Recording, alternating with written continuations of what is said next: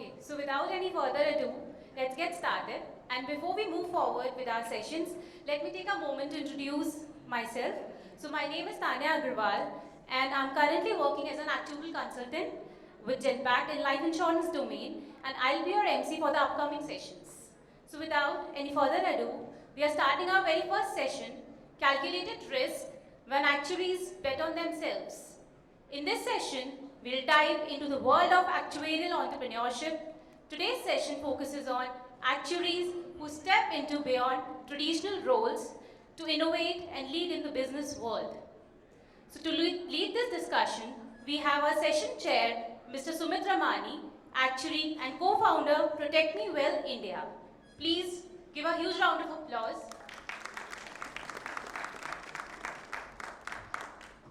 So along with him accompanying our speakers, Ms. Palak Chauhan, founder Goldseek, Financial Wellbeing India.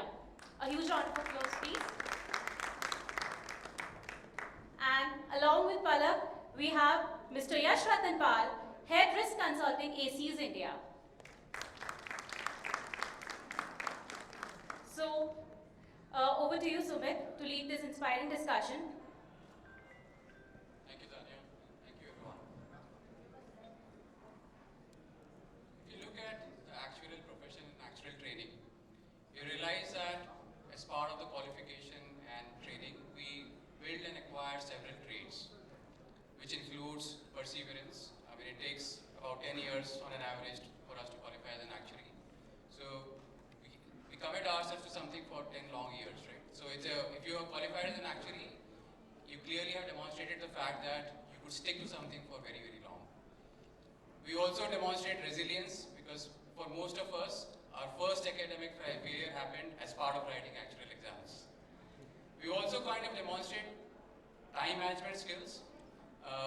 If you think of it, most of our peers, while they struggle to strike a balance between life and work, we strike a balance between life, work, and exams.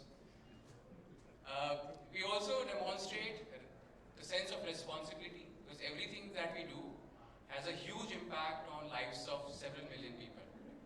So if you are a qualified actuary and have gone through that path, you have already built several traits. But what you also build as part of it, although unconsciously, is a golden cage. Or Kunj, Kunj Maheshwari, who's a good friend, calls it Sone ki Chidiya in Hindi. So Kunj is a good friend because he's also reviewing some of the work that I have done recently, and hence is a good friend for timing. So what is this golden cage, right? So while in the process of qualifying as an actuary, you acquire skills, your income increases, and once you qualify, you actually acquire wings that you could use to fly. But if you continue that for a few more years, the remuneration or your financial rewards are so high after a few years of post-qualification experience that if you want to start all over again, the opportunity cost is really very high. But there are few daredevils who end up doing it. We are lucky to have Palak and Yash who managed to do it. Palak, incidentally, Palak is a qualified retirement actuary, has worked for about 17 years. Her last 10 years were in US, moved back to India and started Goldseek, wherein she's using AI and her actuarial skills to build financial planning engines actually to solve financial planning for working professionals in India. Yash, on the other hand, whilst based out of India, is working with global clients on risk consulting. He's a qualified risk actuary and is working in the domain of banking and lending and financial technology.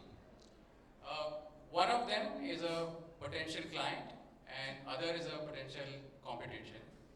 I won't tell which one is which. Hopefully you'll figure out based on the type of questions I'll ask them. So with that context, Palak, you had a very successful career, right? And Yash as well. If you could give us some background on what made you take the plunge and what was the motivation that basically led you to start Goldseek? First of all, thank you for having me here, and thank you to the Institute for inviting me here and letting me share my journey and my story. I'm obviously very excited about sharing this. I've been doing this now for about 14, 15 months, and I don't think there was one aha moment, to be very honest, right? I think ever since I remember what I wanted to do, of course I wanted to be an actuary when I started off, but I always wanted to start a business. I think I've always been very big on giving back to the country, to the society. This is also a very big reason for the move back to India. But I think in my mind, it was always about creating jobs. And I know it sounds a little cliche, but really for me, entrepreneurship was about giving back by creating jobs. I think I thought about several ideas, especially in the travel space. Like I love travel, I've been big on traveling, and I really wanted to build something in that, but there was just something that was not clicking. You know, there's a difference between hobby and passion and actually building like a profession out of it. In about 5 or 6 years ago, I was doing a couple of these projects at WTW. So I was at WTW for about 15 years. And as part of that, I came across this concept of financial well-being, where companies want to empower their employees by providing the financial planning support. And I was part of the international consulting group, and we realized that, you know, we were doing projects for around the world, for many countries, and we just didn't have that kind of support in India. Like, somebody should fill that gap. And then after a few weeks, few months, I realized, I think that's me. This is probably the ikigai for me. I don't know how many of you are familiar with the concept of ikigai, but it's a Japanese concept which is basically like a Venn diagram, where the intersection of that is, it's an intersection of things that you're good at, things that you love, things that the world needs, and things that you can get paid for. The last part I don't know because I've not made a single penny in the last 14, 15 months, so we'll find out. But I felt like this was it. So this is what I wanted to do. Thank It you. wasn't an overnight thing, but it took a while. And I've gone through this journey maybe twice now, right? So I completely get that. Yes, do you want to share your story as well? Yeah, I think firstly, thanks a lot for coming here. I've been coming to the GCA for some time now. Every time I come here, it's great to see so many people coming on. I think this time, what we did realize is that we didn't want to kind of do a typical monologue presentation. We wanted to have a very candid conversation with everyone, keeping it very real and very raw, so that you'll understand where we are coming from. I think my journey has been, of course, very different from Palak's. I see that I kind of took the plunge twice in my career so far. The first time was when I actually started off my career. I started off in banking. Back when I started and took a decision to pursue my career in banking, there were barely any banking actuaries in India, and I'm sure I still remember this one quote from my friend when I told him that I'm going to pursue a career in banking, he said, "Are you crazy?" And yeah, I mean, in hindsight, maybe I was, but I think it kind of worked out well. The second time I took the plunge was when I started off my career in banking in a typical Big Four setup. Had a great time, a wonderful learning opportunity, and after a few years, there came the opportunity knocking on the door where I kind of had to take the decision of, again, taking a leap of faith. Moving out of the comfort zone, moving from a typical consulting background, traveling business class, living the nice consulting life, and suddenly a few months down the road, I was there in a dusty room picking up beanbags and setting up my own firm. So I think that was a big transition for me. Again, so when I see my entire journey, it's been two leaps of faith that I would look at. First, taking the decision to pursue a career in banking, and second, to move away from a typical consulting role to starting up my own firm. Thank you. I hope you realize that this is both of them, actually all three of us, are in the path of what could be called as non-traditional actuarial career, right? And we hear that term quite frequently. So I thought, how do you actually define what is non-traditional? Of course, I mean, one way to say is what is not traditional is non-traditional, but that's a very lame answer, right? So a philosophical way of explaining this is if you're walking a path and it's clear to you what the path is, then you're probably walking on someone else's path. And that's traditional actuarial path or traditional path. In a more actuarial sense, if you're working in a setting for which you have APS and guidance notes, then it's most likely traditional. So moving on to, the challenge, right? I mean, something like this comes with a lot of challenges, and the challenges vary. Challenges actually start from taking a decision, and I think the challenges are very, very different. And also, the challenges keep coming, right? And they vary depending upon what you're trying to do. But like, since you're in the early days, do you want to focus more on what are the challenges that you faced while you were taking this decision, and the challenges that you have faced in last 14, 15 months now. Yeah, happy to do that. I think the biggest challenge, obviously, when anybody thinks about giving up a job is giving up a salary. Is that number hitting your bank account every day. I think that is definitely the hardest part to give up. But that said, we are all actuaries. We run scenarios and we have a spreadsheet for everything that you do, including traveling or picking out and packing my suitcase. We have a spreadsheet for everything. So I obviously had multiple spreadsheets for doing this. And I think, Sumit, you and I have had this conversation previously outside of this forum about FIRE, which is financial independence, retire early. The retire early bit is a little debatable, but the point is that I think a huge part about this was financial discipline, and me and my husband being on the same page about our savings habits and our goals, and saving for this because I knew that I'm not going to make any money for at least 2 years. And after this also, like, I've just raised a small round, but I've committed to not drawing any salary out of that. And that's because I know that I can sustain myself for another, hopefully 12 more months. I think it was, just running those scenarios in your head, making sure you have the numbers to back it up, you have the wealth to support it, and I think that just gave me a little bit of sense of, I think I might be able to do it. I think this is doable. We can survive without a salary for a couple of years. All the best. And that reminds me of my situation as well, right? So when I had started on my own about in 2017, I had recently qualified. My daughter was on her way to come to the world.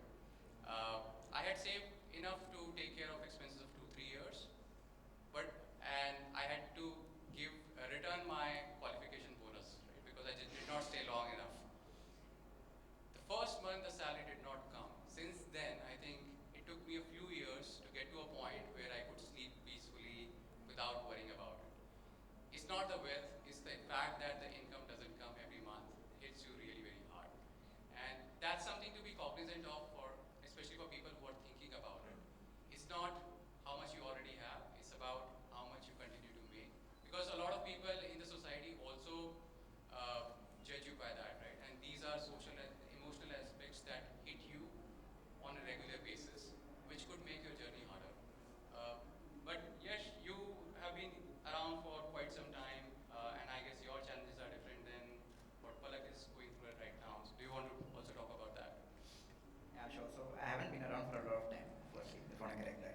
I've been around for 7 years. But having said that, I think for me, again, the phases of challenges also have been two-phased, actually. If I think of it, when we started off, we were just 10 people who kind of started off. I was very lucky to have a set of good co-founders, which is extremely important to start off.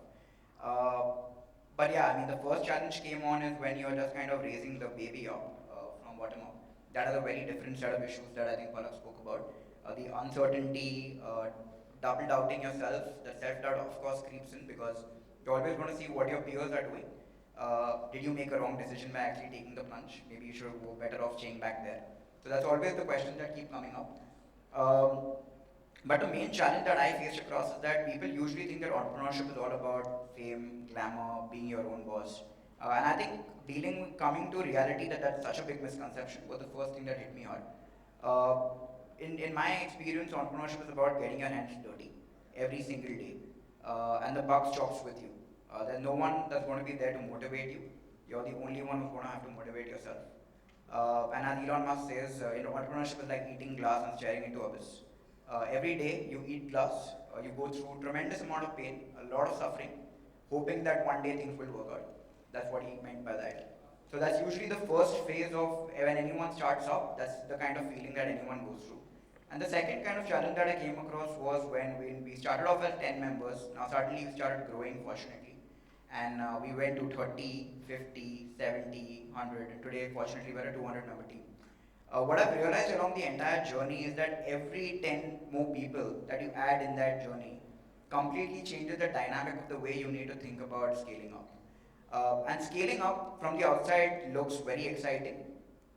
It's the most dreadfully painful thing that you can do as an entrepreneur. Because scaling requires something which entrepreneurs hate, and that's discipline. And we feel that discipline is constraining in life, but in reality, discipline is what gives us freedom in the way we go about it. And that's where you have to, the biggest challenge for an entrepreneur to scale after a point in time is to completely change the person he or she was when they started up the firm.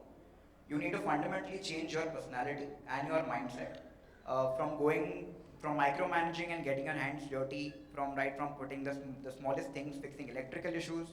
Now you need to kind of get the outside picture and you need to kind of look to the next phase of growth. And for me, I think that's been a tremendous challenge to change my mindset, and I think that's a big issue. Just one quick thing I'll add to that. Actually, one of the things that helped me with this transition was because I worked at WTW for 15 years, right? And that organization is like this 200-year-old giant company with 200,000 employees around the world, and everything is structured. You have a team to fall back on. And then in entrepreneurship, it's just you. You are the CMO, you are the CFO, you are the CTO, you are the CEO, you are everything. You are a janitor, you are everything, right? So having nobody to rely on is very hard. The one thing that I did, which I think was a good decision in my career path, was I worked for a year at a startup after I left my job. And it was a US startup that I worked in for about 12 months or so in the same space.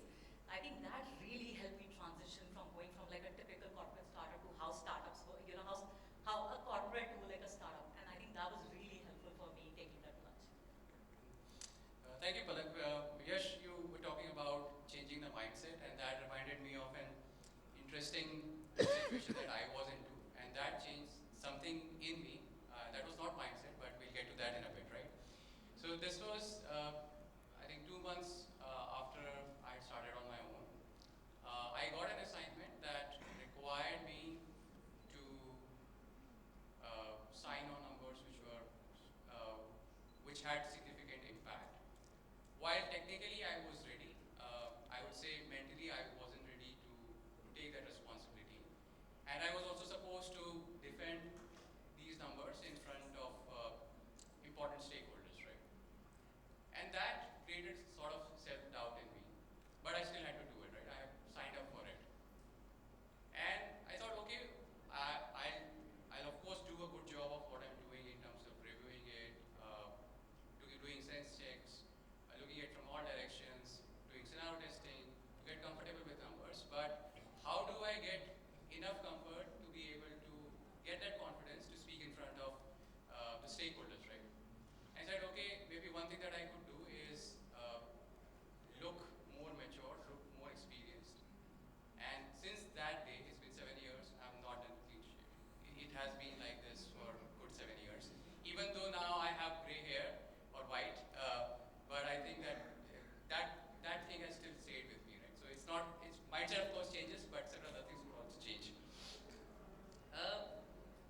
Moving on to challenges, right?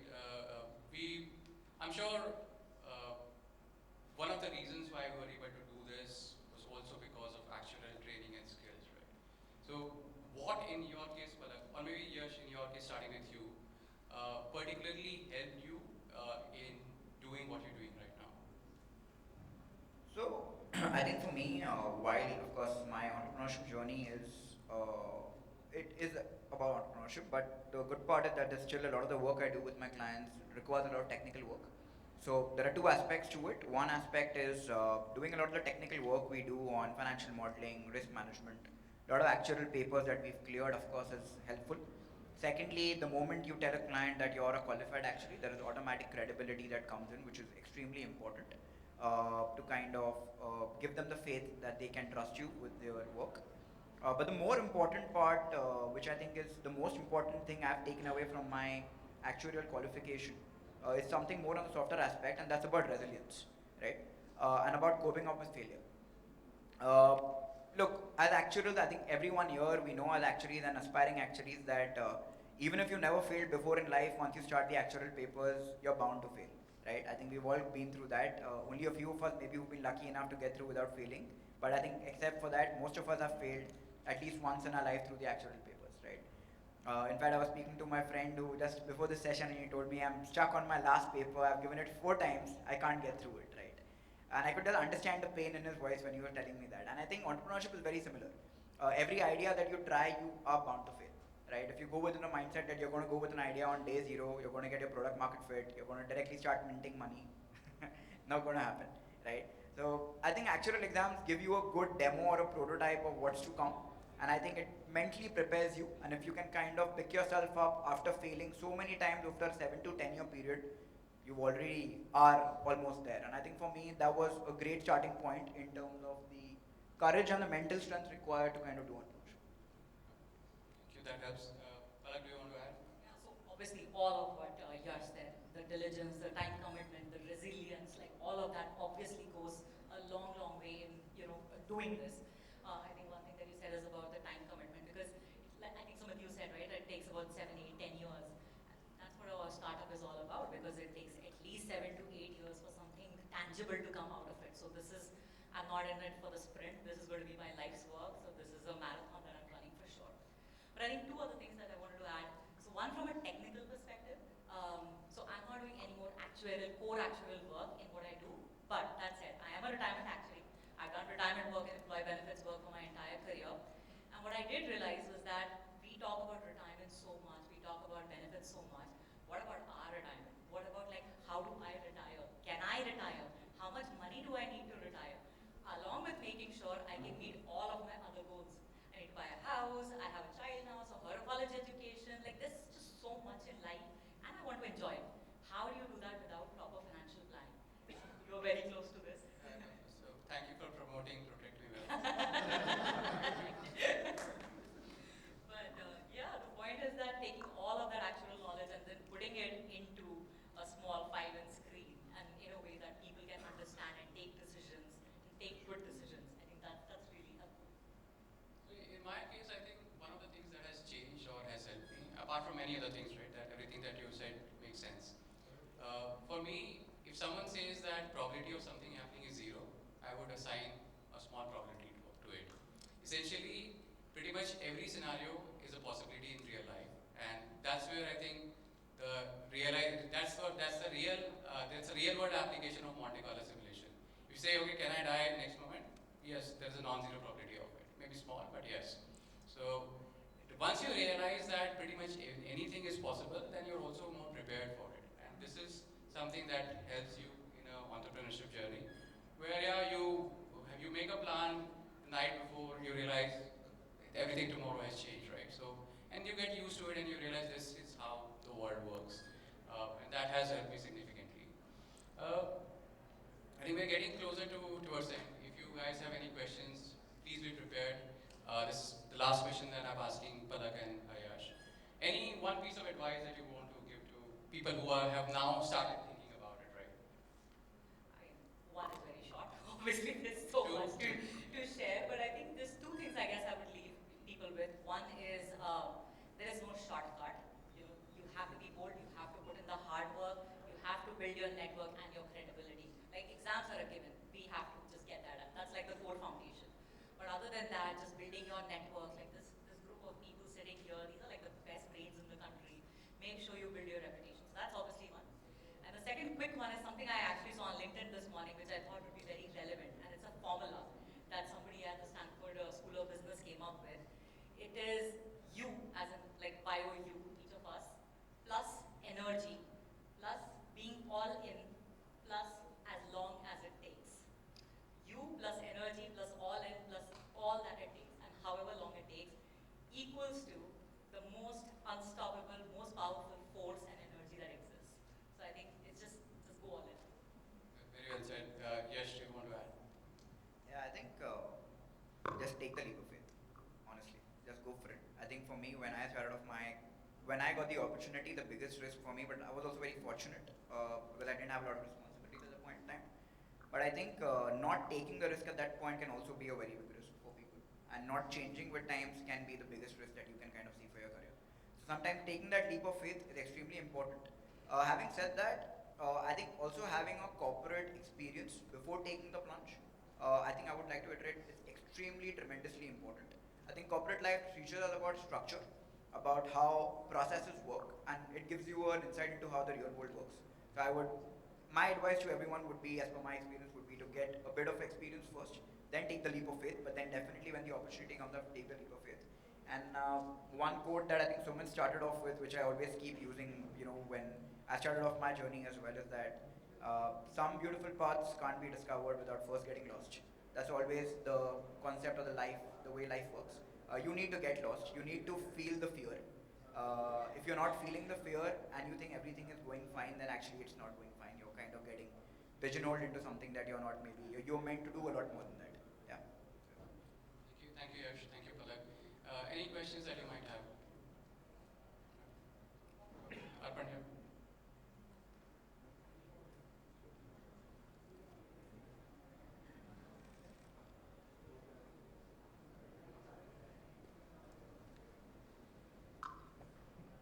Thank you so much for the insightful session.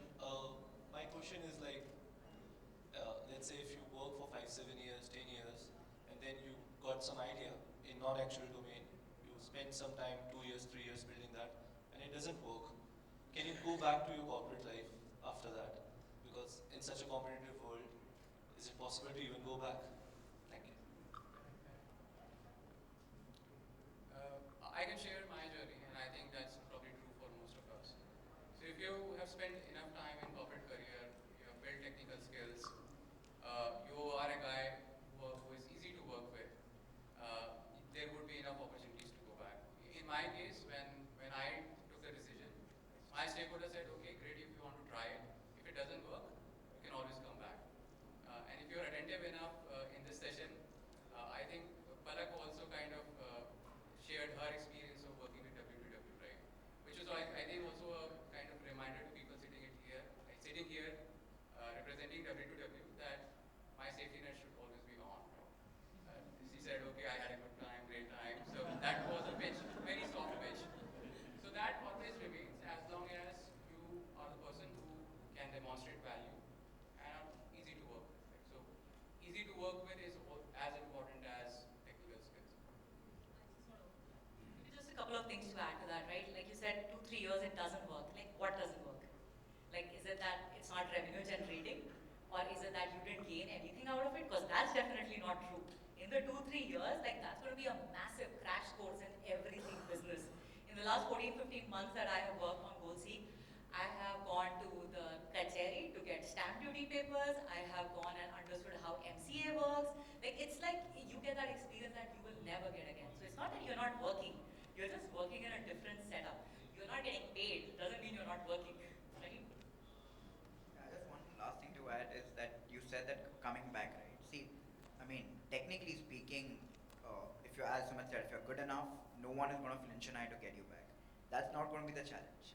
I'll tell you what the challenge is going to be. Once you start the entrepreneurship journey and you get addicted to it, and you get the high of being your own boss, that is difficult to come back to, right? So you need to be cognizant of that, right? Because of course, there are a lot of firms out there that will give you the autonomy and the freedom to work the way you are. If you find that, you'll find it much more better.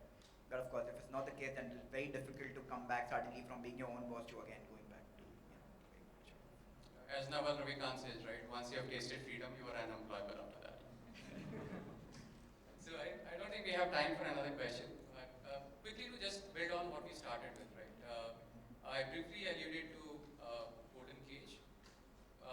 So what is then the window of opportunity, right? In my mind, the window of opportunity is the time when you are confident enough about your skills.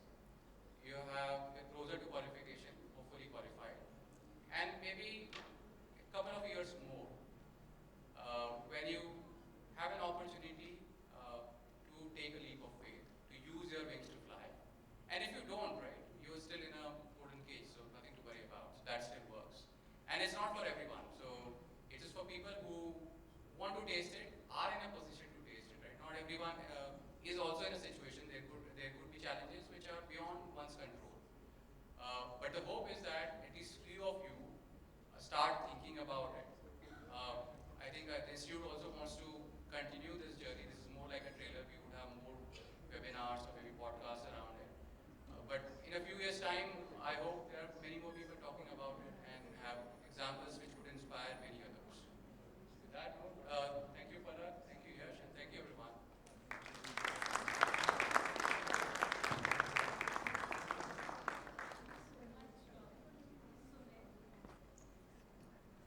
I think it's not working. Yeah. Okay. I think it's fine. Yeah. Thank you. So thank you so much, Sumit, Palak, and Yash for sharing your inspiring journeys. And I hope that we all find our ikigais and whatever we want to learn from the journey. So we got to know that entrepreneurship itself is a very whole package. You got to learn a lot of things. I hope that everyone finds the session very insightful and have a lot of key takeaways with you when you go back to your home and think upon that if you want to do something of your own, so you have a lot of insights as well. So now I would like to request Sumit to present a token of memento to Palak.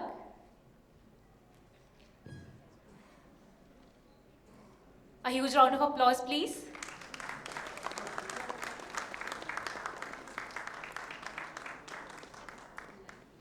Now I would request Sumit to present a memento to Yash.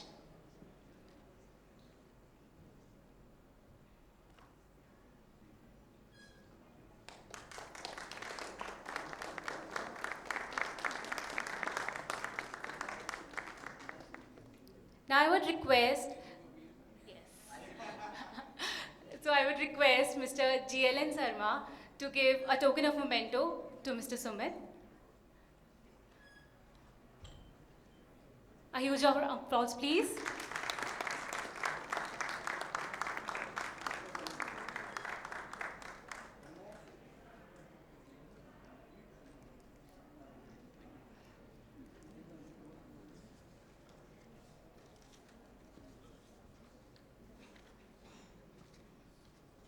Okay, so now as we move forward from stimulating discussion on entrepreneurship, we are set to explore further the intersection of technology and finance.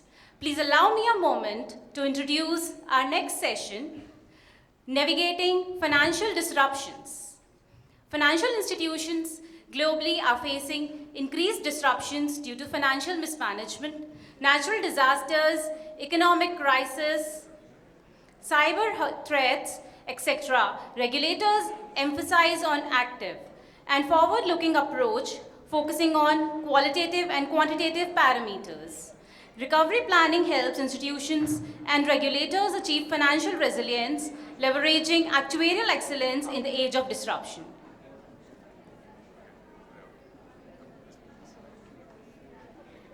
Can we request everyone to please take your seats? Okay, I'll give 2 minutes to settle down everyone in case someone wants to change over the room.